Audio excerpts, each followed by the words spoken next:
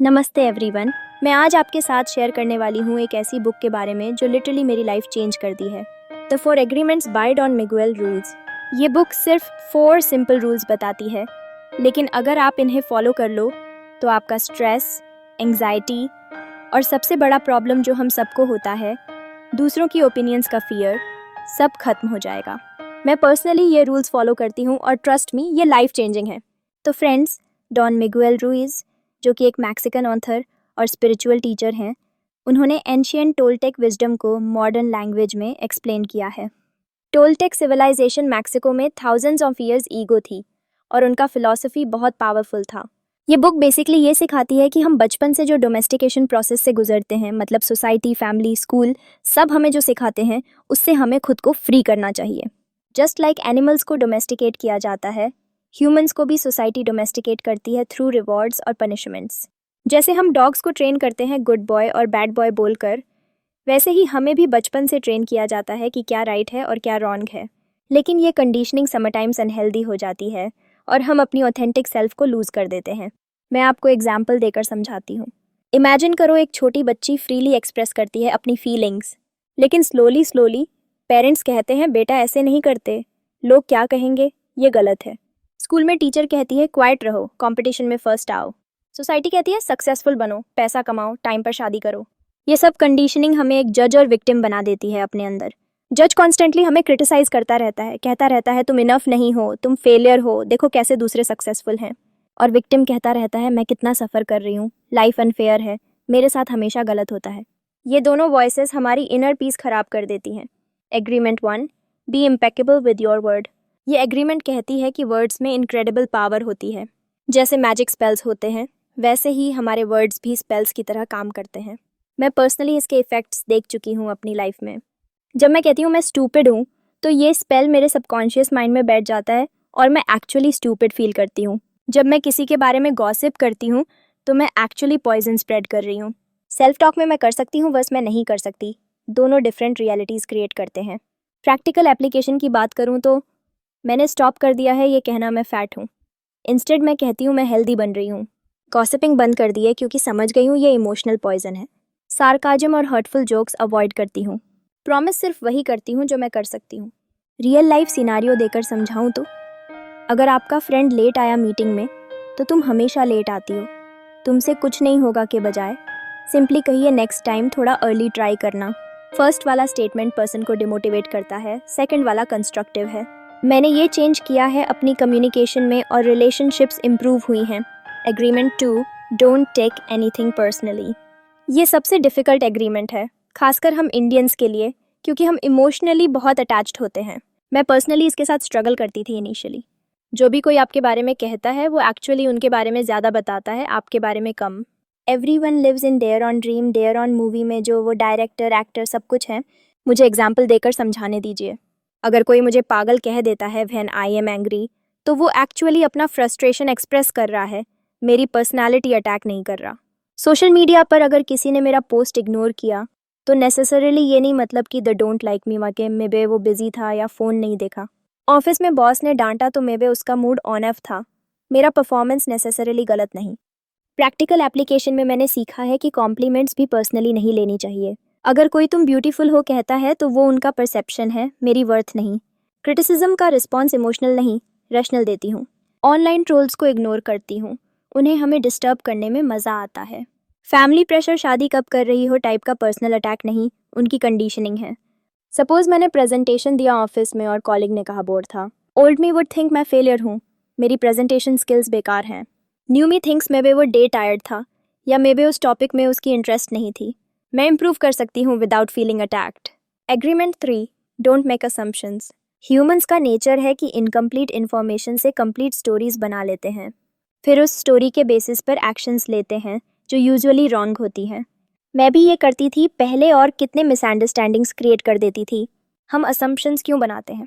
Fear on off asking questions होता है, fear on off rejection होता है, लेजीनेस होती है।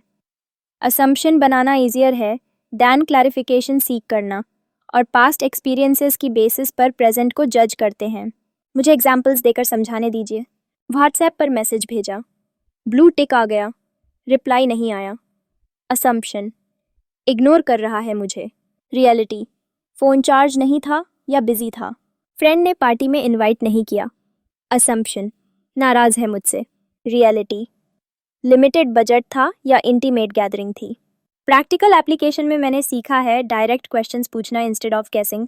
मुझे लगता है तुम्हारा मतलब ये है, कहती हूँ instead of assumption.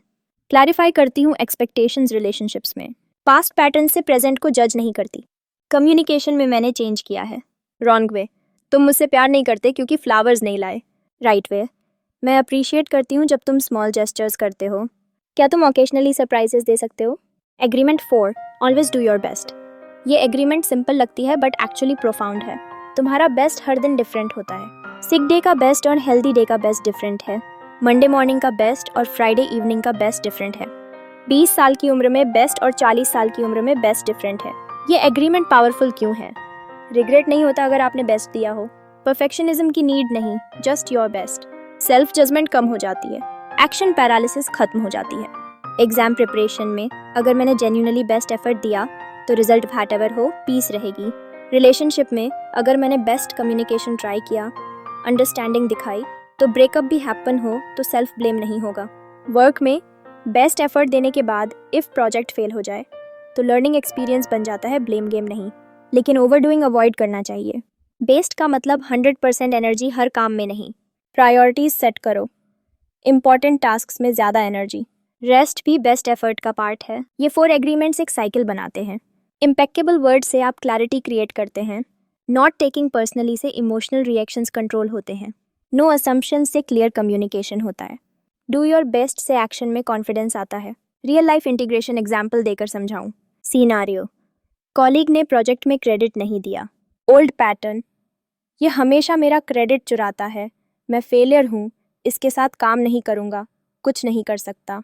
New pattern, मे बे वो प्रेशर्ड था या जेन्युइनली भूल गया। ये मेरे काम की क्वालिटी रिफ्लेक्ट नहीं करता, मैं डायरेक्टली प्रोफेशनल वे में बात करूँगा। बेस्ट अप्रोच चूज़ करूँगा सिचुएशन हैंडल करने के लिए। मॉर्निंग रूटीन में मैंने ये इंक्लूड किया है। वेकअप विद इंटेंशन, आज मैं 4 एग्रीमेंट्स फॉलो करूँगी। सेल्फ टॉक चेक करती हूँ। Impeccable words with myself. Day का प्लानिंग करती हूँ। Your best effort allocation. During the day, before reacting to anything पूछती हूँ पर्सनली तो नहीं ले रही। बिफोर असम्पशन, चेक करती हूँ क्लैरिफिकेशन चाहिए या मैं स्टोरी बना रही हूँ। बिफोर स्पीकिंग, थिंक करती हूँ ये वर्ड्स कंस्ट्रक्टिव हैं या डिस्ट्रक्टिव। इवनिंग रिफ्लेक्शन में देखती हूँ कहाँ एग्रीमेंट्स ब्रेक हुए, लर्निंग क्या मिली, टुमारो के लिए इम्प्रूवमेंट प्लान क्या है, कॉमन मिस्टेक्स और हाउ टू अवॉइड। पहली मिस्टेक परफेक्शनिज्म है, थिंकिंग कि मैं हमेशा परफेक्ट फॉलो करूँगी। रियलिटी में ग्रेजुअल प्रोग्रेस होती है। सॉल्यूशन प्रोग्रेस ट्रैक करो, परफेक्शन नहीं। दूसरी मिस्टेक, अदर्स टू चेंज करने की कोशिश।